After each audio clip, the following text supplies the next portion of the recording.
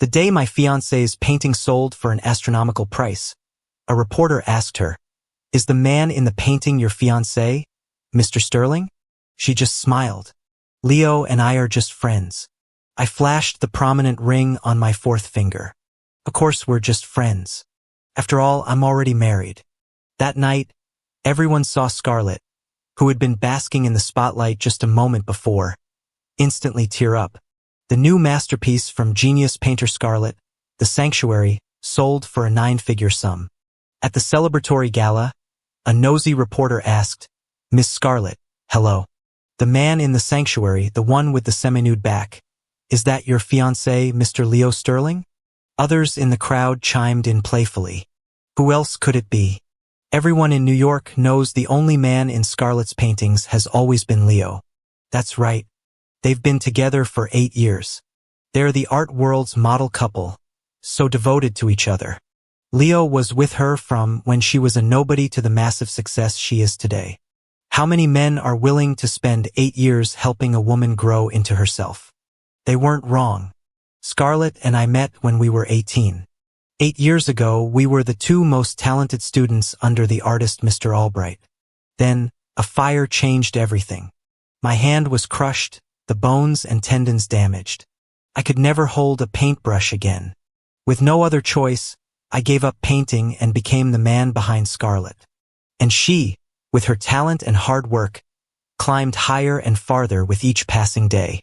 At just 20, Scarlett won first prize in a world-class painting competition. In the 2 or 3 years that followed, she swept up nearly every major international award. Scarlett's fame skyrocketed, and she reached the pinnacle she'd always dreamed of. Thinking of this, I subconsciously tightened my grip on my wine glass. The reporter who'd asked the first question now had a look on his face that screamed, "I love drama." "Rumor has it you'll be proposing to Mr. Sterling here tonight at the gala. Is that true?" Just then, a spotlight hit my face. Someone in the crowd started chanting, "Propose, propose. Marry her, marry her." Before I could say a word, Scarlett on stage cleared her throat twice. The spotlight swung back to her. Scarlett tapped her fingers lightly on the podium and let out a soft laugh. "I'm sorry, but Leo and I are business partners at the studio. We're just friends. He's not my fiancé, and the man in the painting isn't him." The moment she finished, a hush fell over the room. All eyes turned back to me. I saw confusion, pity, and knowing glances. Scarlett's gaze swept over me from the stage. It was mocking, almost cruel. It was as if seeing me humiliated made her happy.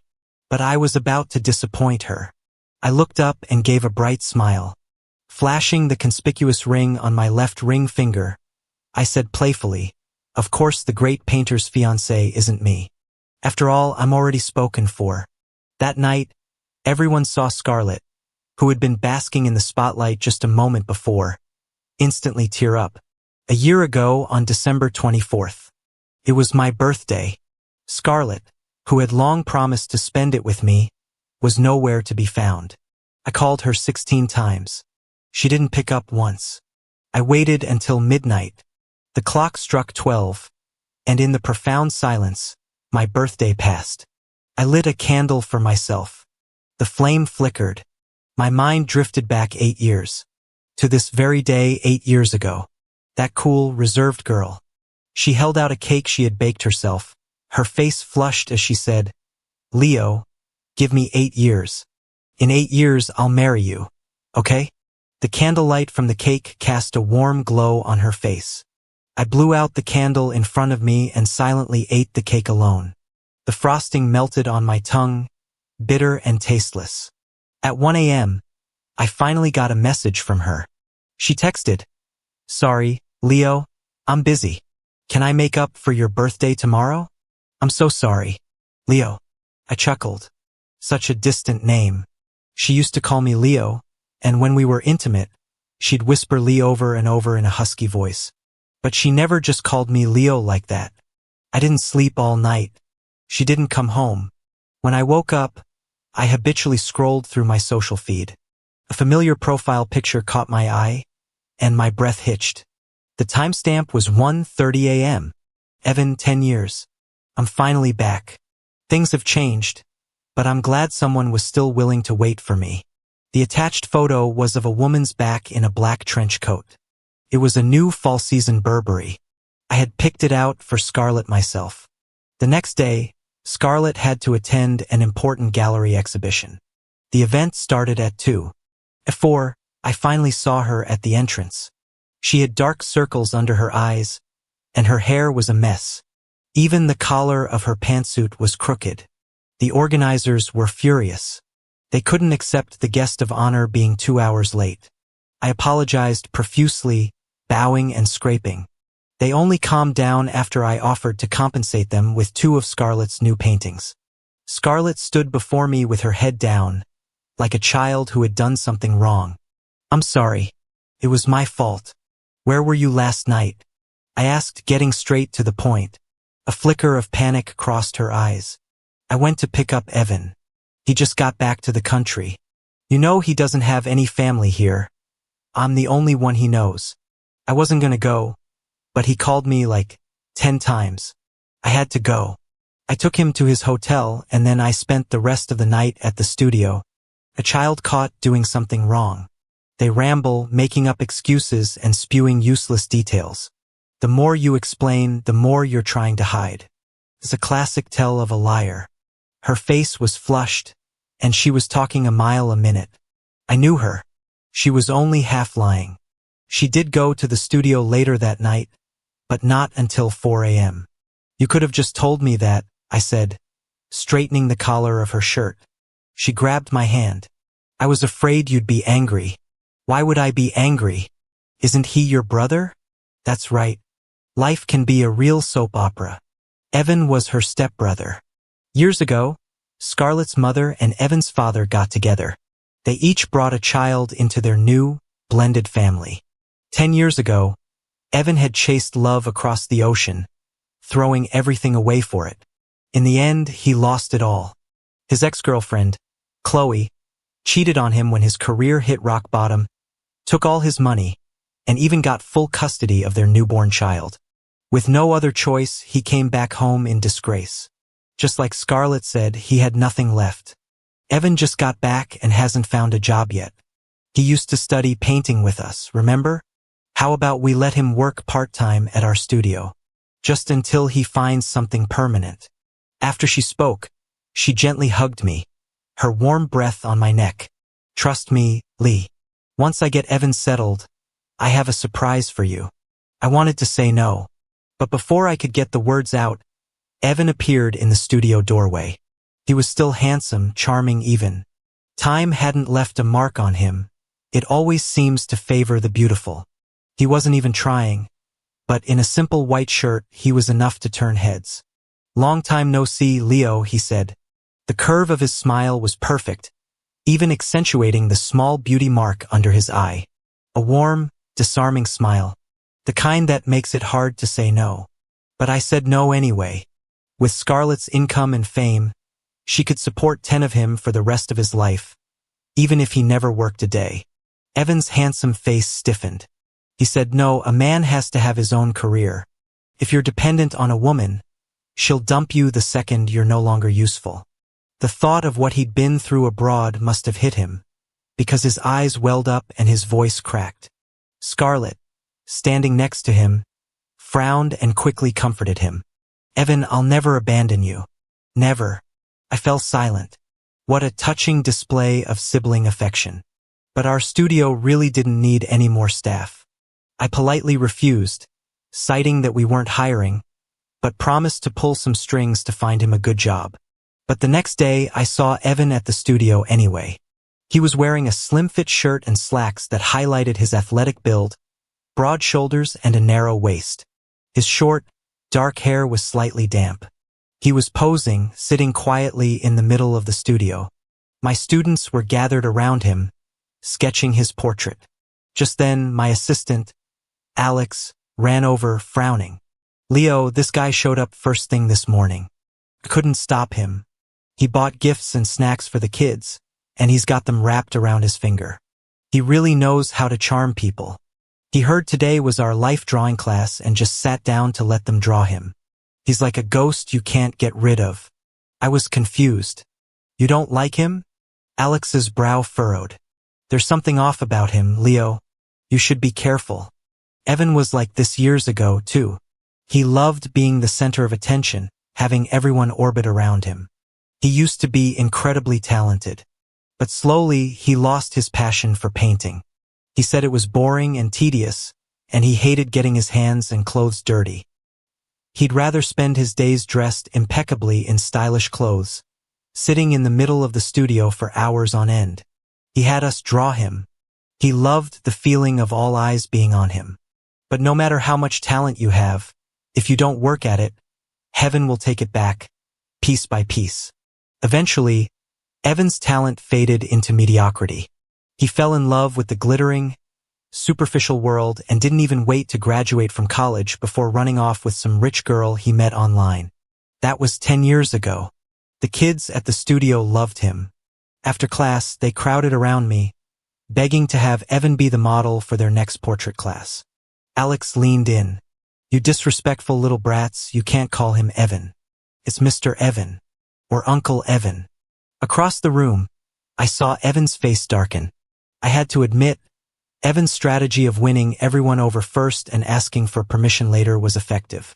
He successfully landed a job as a life drawing model at the studio. Don't worry, Leo. I won't be a bother for long. Just give me a month. As soon as I find a job I like, I'll be out of your hair. But a month later, things took a turn. That day, New York saw its first snow of the season. One of Scarlett's paintings from 6 months prior had sold for a good price, and the studio was throwing a party to celebrate. The dinner was held at an exclusive club. But the moment the waiters came out, we were all stunned. Evan stood out among the servers. He was wearing a uniform, his ears and the tip of his nose red from the cold. One of our colleagues recognized him. Evan, what are you doing waiting tables here? Everyone exclaimed. Evan froze. His eyes turned red and he bit his lip. He stammered, but couldn't get a full sentence out. His facade of stoicism was heart-wrenching. Suddenly he stumbled, his ankle twisting. He lost his grip on the tray, and a tureen of hot soup was about to spill all over his legs. Scarlett bolted from her seat. She threw her own arm out to block the soup. The hot liquid splashed all over her forearm. Her hand. The hand that painted a picture that just sold for $8 million. The truth is, that soup wouldn't have landed on Evan's legs. It was tilting to the left. It would have all spilled onto the floor. But Scarlett panicked. Maybe she was just that worried about him. She didn't even think about her own hand. She had a major international art conference the next day, and I was worried an injury would affect her. I rushed to get some ice for her arm. Scarlett's face was grim, and she didn't say a word. I looked at the burn and breathed a sigh of relief. Thank God the soup wasn't too hot. Should be fine. Evan stood nearby, his eyes red with distress. He kept apologizing, blaming himself. It's okay. It's not serious, I said, trying to calm him down. But Scarlett suddenly yanked her arm away from me. She stood up, gently wiped a tear from the corner of Evan's eye, and pulled him into a hug right in front of me, comforting him. The next second, she turned to me, her gaze icy, as if she didn't know me. In front of the entire studio, she said, "Of course, all you care about is the money. You're afraid my hand won't be able to paint anymore, aren't you? A whole bowl of soup spills, and you don't even ask if Evan's legs are okay? You just check on my hand? What? Leo, if you hadn't forced Evan out, he wouldn't be freezing his ass off working in a place like this, and I wouldn't have gotten burned. What? I make so much money for you every year. Isn't that enough? You really couldn't make room for one person?" I was speechless. Later, Scarlett stood in the snow all night, begging for my forgiveness. She said she was just overwrought. He was her brother, after all. She only said those hurtful things in the heat of the moment. I laughed coldly. Do you really think he was there to be a waiter? Scarlett looked at me, completely baffled. I asked the club manager. He started today. He knew we were having our party there. He went there to put on a show. Enough! Scarlett cut me off. A vein throbbed in her temple as she glared at me. She clenched her fists so tightly that the burn on her left hand started to bleed, drops of red falling onto the snow. She had never been so harsh with me before. The Scarlett I knew always spoke to me in a soft, gentle voice. The epitome of tenderness. For the first time, because of another man, she was screaming at me. I won't let you talk about Evan like that. It was then that it dawned on me. Ever since Evan had returned, Scarlett had never once called him brother to his face. Scarlett and I gave each other the silent treatment for a while. But I still had to go to the studio every day. Scarlett and I had built it from the ground up. After I could no longer paint, I poured all my energy into it. It was like my child. Every little piece of it was my heart and soul. Evan was still at the studio doing what he loved most. Only now, he wasn't just a model for the students. He had become Scarlett's model, too. I can't remember exactly when he started appearing in her paintings. Or maybe he had never left them in the first place. Scarlett used to love painting me. She would run her fingers through my short hair, trace the lines of my face, and tell me I was the most perfect work of art. Almost every one of her paintings had the shadow of a young man in it. She said it was me, and I was naive enough to believe her. Thinking about it now, I had to laugh. Turns out I was just a stand-in all along. I broke up with Scarlett for good 6 months ago. That day, I pushed open the studio door. In the glow of the setting sun, Evan was leaning back on the sofa, half naked. His eyes were half open, a look of serene, post-coital bliss on his face. His messy black hair was stuck to his collarbones, chest, and stomach. Beneath the strands of hair, I could see dark red hickeys running from his ear all the way down his neck. And Scarlett stood there, paintbrush in hand, capturing the scene on canvas. When they saw me, they both panicked. "Leo, it's not what you think. Let me explain." In her haste, Scarlett knocked over a can of paint. White paint spilled everywhere. Mixed in with the pure white was a sticky, yellowish fluid. At the same time, a foul, fishy smell hit me, and I felt sick to my stomach. Disgusting. Well, I stormed out. Scarlett reacted quickly. She rushed out to block my path. "Leo, it's not what it looks like." My heart was dead. The woman I had loved for 8 years, the woman who had once risked everything to pull me from a fire, had become so foul and depraved. I laughed coldly. "Then tell me, what is the truth? Don't tell me you were sacrificing yourself for your art. Do you have any idea who that man is?" "He's your brother." I practically screamed the last sentence. Seeing me like this, Scarlett was terrified. She stammered, "Evan's not my brother. He never was." "I'm sorry, Leo. I'm so sorry. You know, I've been racking my brain for my entry for the Lukshi Prize. I couldn't think of anything." At this point, she seemed to be on the verge of a breakdown. The theme of the competition is frenzy, destruction, and rebirth. So, I cut her off. Frenzy, destruction, and rebirth means doing sordid things with him and mixing your filth into what should be pure, untainted white paint. She froze, just staring at me. I looked into her eyes and sneered. "Wake up, Scarlett. The person who needs a rebirth here is me." I pushed past her, my entire body shaking uncontrollably. As I left, I heard Evan, like some spineless creature, lean in and whisper comfortingly in her ear. "Scarlett, you were amazing. Leo doesn't understand art. You give everything for your art, but what has he ever given? For all these years, he's done nothing but take, like a leech sucking you dry." He scoffed in the direction I was leaving. What does he know about art? Remember, Scarlett, to the dirty-minded, everything looks dirty. Scarlett and I were done. I used the studio's security footage as leverage. She would leave with nothing. There was no way I was handing the studio over to her. "Leo, are you sure about this?" she asked before she left. We could continue to run the studio as partners. After all, Aura Studios only has the reputation it does today because of me. I didn't even look up. "Hurry up and pack. The cleaning crew will be here soon to disinfect the place. She flew into a rage. Don't forget, without me, you're nothing. She pulled up my sleeve, revealing the long, winding scar on my arm. You're just a cripple who can't even hold a paintbrush. Evan came up behind her then, his voice dripping with sarcasm. An ungrateful cripple at that. TSK, TSK, Scarlett. If we'd known, you should have just let him burn to death in that fire years ago with that biased mentor of yours. Slap. I slapped Evan across the face. 6 years ago, Scarlett and I were still students under Mr. Albright. He was the best teacher in the world. That day, we stayed late at the studio to finish our competition pieces. Mr. Albright was pouring his heart and soul into helping us. He said that in this year's competition, I had a real shot at first place. But that night, a sudden fire broke out. Took him and it took my artwork.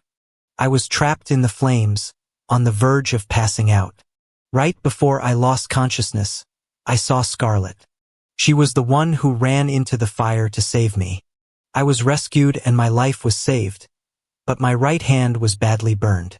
The nerves and bones were damaged, and I could no longer hold a paintbrush the way I used to, unable to create the art I was satisfied with. Our mentor also died in that fire. Overcome with grief, I stepped into the background. With Scarlett, I co-founded Aura Art Studios. I became the man behind Scarlett. The slap stunned Evan. When he came to his senses, he glared at me and raised his hand high. Just as his hand was about to strike me, a slender hand shot out, grabbing his wrist and pushing him back. Who gave you permission to hit my person in front of my studio? A familiar voice. I looked up. It was Vivian Lin, Aura's biggest investor. Vivian was the daughter of the richest man in New York. She was young, but she was known throughout the city as the cool, aloof heiress. Her father was at his wits' end with his good-for-nothing daughter. Years ago, in an attempt to get her to cultivate some inner peace and artistic sensibility, he had funded the creation of what would become Aura Art Studios. Seeing it was Vivian, Scarlett held back Evan, who was about to explode. After all, Scarlett's auction in 3 months depended on the Lin family's support. But Evan couldn't let it go. He, who had been the center of attention his whole life, wasn't about to take a slap from me for free. He smoothed the hair I had messed up on his forehead and was about to start insulting me when suddenly, one of the studio kids bit him on the thigh. You weirdo. Don't you dare bully our Mr. Leo. At the same time, a dozen more students ran out from behind me, pushing Evan and Scarlett away.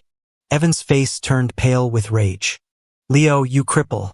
Without Scarlett and me, you're nothing. Vivian handed me a wet wipe. Hey, wipe your hand. Just looking at him makes me feel dirty. She gazed after Scarlett's retreating figure and sighed. TSK, TSK. So tragic. Your girlfriend ran off with another man. I shot her a look. Miss Lin, you have lipstick on your teeth. I always knew Scarlett had a thing for Evan. He was handsome. Among our group of art students, he was easily one of the best looking. He was the object of many a teenage girl's first crush. Scarlett included.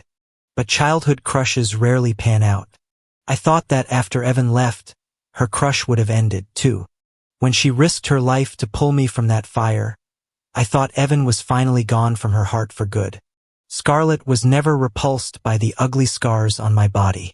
Sometimes she would trace a galaxy around them, other times a field of flowers. Her eyes, too, once brimmed with love for me. I thought that in her heart, there was only me. Not long after Scarlett and Evan moved out, the ownership shares of Aura were redistributed. I still owned my 30%. Scarlett had originally promised to give me her shares of the studio, but she went back on her word. She wanted me to buy her out for $50 million. Leo, you can go ahead and release that video if you want.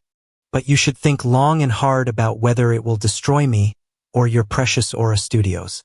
Leo, I don't know what's wrong with you. We were so good. We could have kept going. But you were so determined to break up with me. Nothing happened between me and Evan. It was for my art. You know I would do anything for my art, sacrifice anything. I thought you, of all people, would understand.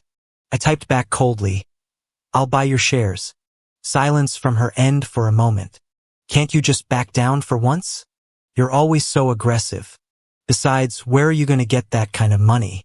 I replied with a poop emoji and blocked her. Then I went to Evan's latest post, out with the old, in with the new life, and replied with 2 poop emojis before blocking him too.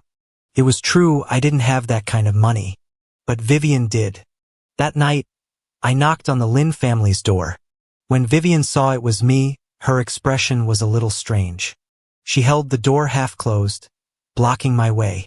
Elio, what are you doing here so late? I pushed past her and walked straight to the sofa. I can teach you how to paint, but you have to do one thing for me. Now the heiress was putting on airs. Making deals with me now, are we? I flicked on the light in her study. An easel stood in the room, and on the table in front of it sat a single egg. On the canvas was the rough outline of that same egg. I pointed at the half-finished drawing. Did your last teacher teach you this? What are you doing practicing your Da Vinci eggs? The Lin family had been in business for generations. By the time it got to Vivian's grandfather, the old man had developed a love for nature, art, and self-cultivation. He had a particularly keen eye for painting. He had high hopes for Vivian, wishing she would achieve something in the arts. This sentiment directly influenced Vivian's father, who, while running the family business, also dabbled in the art world. The Lin family sponsored some of the country's largest exhibitions, top-tier art conferences, and auctions. Vivian's father had even invested in Aura Studios in her name, hoping she might absorb some artistic sensibility by osmosis. Turns out, Vivian was a black hole for art.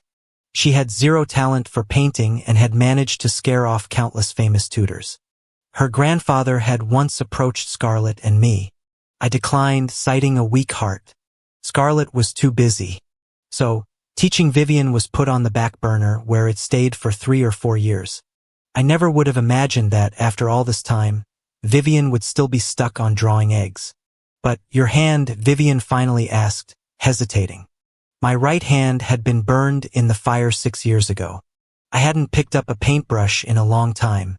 I flexed my fingers, then picked up a pencil with surprising dexterity.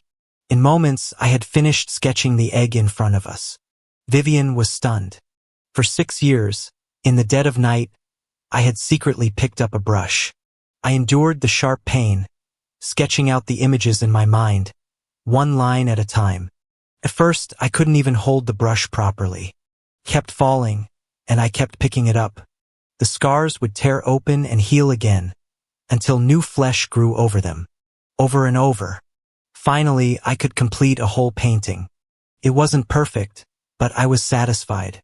And just like that, Vivian fronted the money to buy Scarlett's 30% stake. From that day on, Scarlett had nothing more to do with Aura Studios. Life fell into a routine. I ran Aura Studios and, without fail, went to the Lin estate every week to teach Vivian how to paint. Scarlett's face still graced the covers of art magazines. Only now, the man by her side was Evan. After leaving Aura, she used her reputation in the art world to open a new studio. She called it Evanesque Studios. Alex rolled his eyes so hard I thought they'd get stuck. It would have been fine if we could have just coexisted peacefully. But soon, we ran into each other at a New York art conference. All the city's prominent studios and artists had works on display. For Aura Studios, besides a few pieces from my top students, I had selfishly included one of my own secret paintings. The theme of the exhibition was life. As luck would have it, Scarlett and I had painted the same subject. She painted a tree. I also painted a tree. And the two paintings were placed side by side, right in the center of the gallery. The atmosphere was a little awkward. Many people stopped to look at the two pieces. As expected of a great artist like Scarlett. This pine tree is so lifelike. Yeah, look at her brushwork. So delicate. She even painted the tip of every needle. Exactly. Standing tall against the wind. This painting just radiates vitality. Hearing the chatter, Evan's chin lifted another inch. He never even glanced at the painting next to Scarlett's. Then, People's eyes drifted to the ginkgo tree I had painted. The theme is life. Why paint a ginkgo tree full of yellow leaves? A canvas full of decay doesn't exactly scream life, does it? Evan glanced at the placard next to the ginkgo and saw it was from Aura Studios. He sneered. My God, they can't even get the theme right. The theme is life and you paint decay. I'm telling you, some of these small-time studios shouldn't even bother showing up. Maybe hire a literature teacher to learn how to read a prompt. He didn't know I was the artist. He just assumed it was one of my students. Evan walked up to my painting. And if you're going to paint a ginkgo tree, why paint the roots? What, wasn't it ugly enough? He looked at me and continued, I told you. Without Scarlett, Aura Studios is nothing. I didn't have time to argue with him. I was here to exhibit, not to be a show-off. The final award presenter was Scarlett. When she opened the winner's envelope on stage, she seemed to freeze for a moment.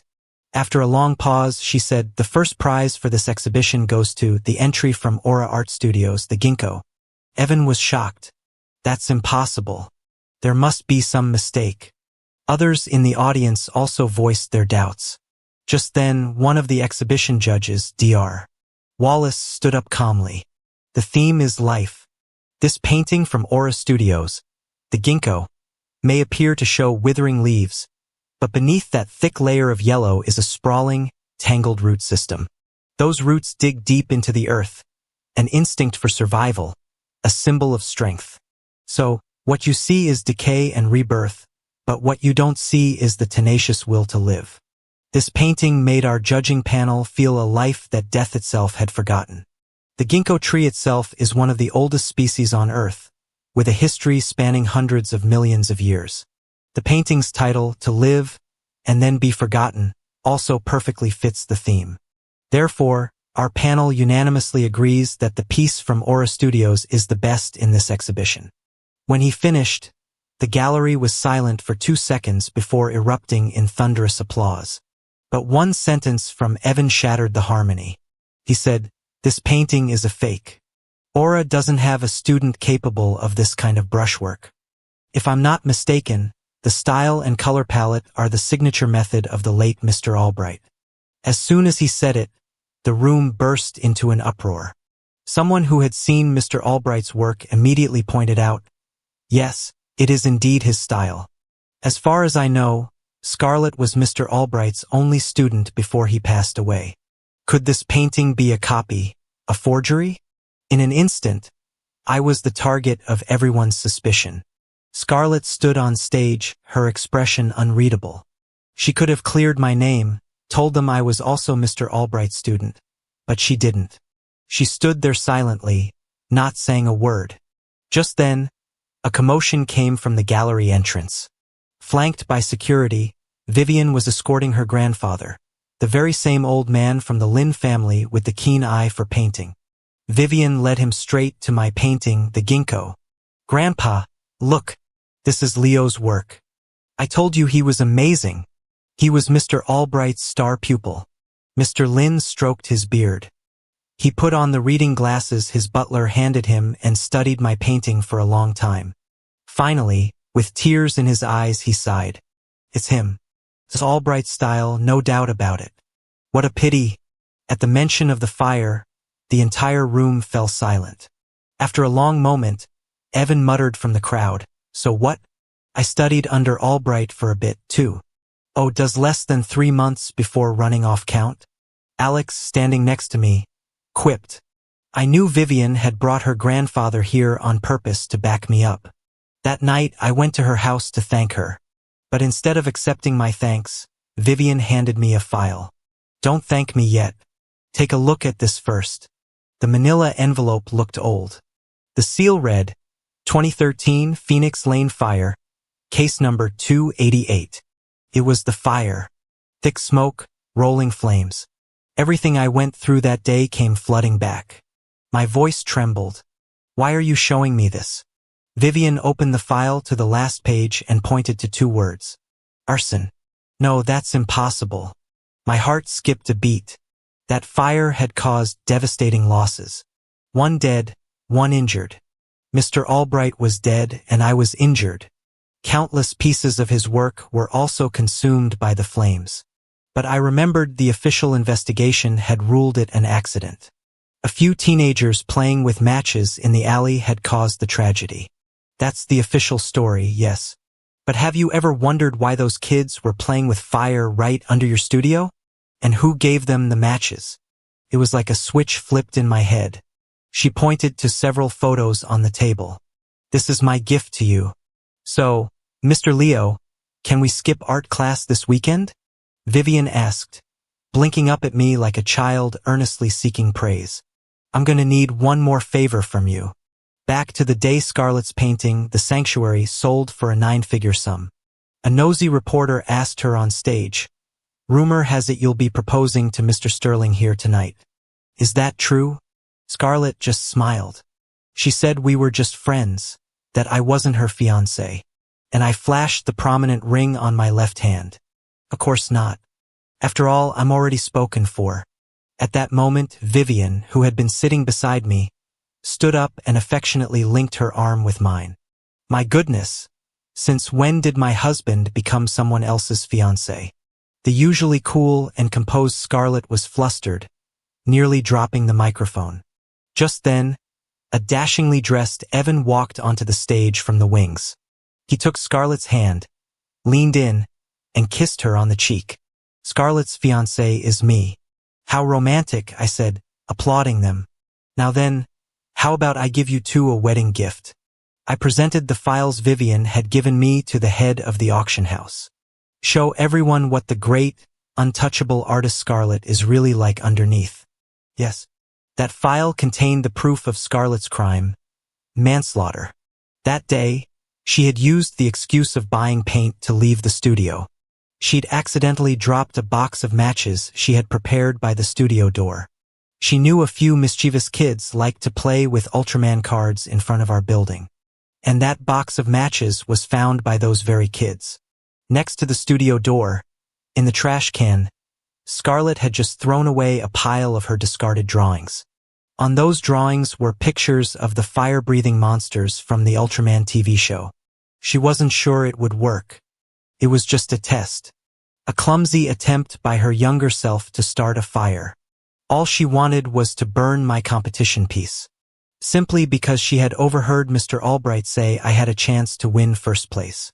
That was all it took for her to harbor such a vicious thought. But she never expected the fire to spread out of control and cause such a disaster. Maybe her conscience got the better of her. She never meant for us to die. That's why she ran back in to save me. In the years that followed, maybe out of guilt, or maybe she really did fall in love with me, she was very good to me. She was never repulsed by the scars on my hand. Scarlett's crimes scrolled across the big screen. The police had already gone to her home and found the matches. She had bought 10 boxes in total. Only one remained. She had tried many times before, and on the 9th attempt, everything went according to her plan. She started a fire that destroyed everything. When Evan saw the evidence of Scarlett's crimes, he knew it was over. He let go of her hand. Scarlett's face was ashen. She looked at me, her eyes filled with both hatred and sorrow. Her lips moved, as if she wanted to say something, but no words came out. Just then, the auction house brought back her painting, The Sanctuary, after having it authenticated. It was declared a copy. That's right. For all these years, Scarlett had been copying Mr. Albright's paintings, which she had secretly hidden away. The fire hadn't destroyed all of his work. Before the flames spread, Scarlett had quietly moved a portion of his collection and stashed it away. At first, she just imitated his style and brushwork in her own pieces. But later, consumed by greed and fame, she started making 1:1 copies. The auction was voided. Not only that, but she would also face a fine of 3 times the sale price. When one is down, all will jump on him. Evan abandoned her on the spot. I don't really know her. She's the one who was always chasing me, he said, preparing to flee. Don't you run off. There's something for you too, I said, signaling for them to continue the presentation. The following photos were evidence of Evan coordinating with investors to launder money. Scarlett's paintings were never worth 9 figures. Everything that happened today was a carefully orchestrated performance by Evan, Scarlett, and their financial backer. The money from the auction was just meant to pass through Scarlett's accounts before being returned to the backer, with Scarlett taking a 10% commission. Evan was involved in all of it. And there it was. The long-lost flame returned, only to become a criminal celebrity. The truth was out. The sanctuary had become a mirror, exposing all their ugliness. What awaited Scarlett and Evan was the full force of the law. The crowd dispersed. I felt as if my soul had been sucked out of my body. I sighed and sat back down in my chair. Outside, the dark clouds were beginning to part, and sunlight streamed through the gaps. Someone sat down next to me. I took the ring off my finger. Thank you for going along with my little act. As a reward, you don't have to do your homework for this week's class. I'll handle your grandfather. Vivian let out a soft laugh. She took the ring from me and held it in her palm. When she looked up again, her almond-shaped eyes were full of mischief. She leaned in close to my ear. Leo, if you really want to thank me, skipping homework isn't quite enough. I froze, confused. And then I felt a cool slip of metal on my finger. The prominent ring was back on my hand. Grandpa said that the Lin family heirloom can only be worn by his grandson-in-law. Bonus scene. My name is Vivian Lin, daughter of the richest man in New York. My grandpa and my dad love painting. Me? I love my painting teacher. His name is Leo Sterling. It's a nice name, but he doesn't like me. He has a girlfriend. A total snake, but she's an amazing painter. I figure Leo must like girls who are good at painting. So, I found the best teachers in all of New York to teach me. They all said I had talent, but after a few days they'd always find an excuse to stop teaching me. It was very frustrating. I spent hours practicing every day, and I quietly stayed by Leo's side. I knew Scarlett was a user. I'm younger than her. I knew I could outlast her. Then my chance came. The snake finally showed her true colors and ran off with some other creep. And it was just me and Leo again. I know he loved her once, but Scarlett is a truly awful person. Only a woman can see another woman with such razor-sharp clarity. Leo didn't seem to get that. So, to make him see Scarlett's ugly truth once and for all, I started investigating the fire that injured him 6 years ago. And I uncovered a massive secret. Later, Leo asked me to act with him in a little play. He wanted me to pretend to be his fiancé at Scarlett's auction to piss her off. But why would I settle for just a play? This time I was gonna lock him down for good. Definitely.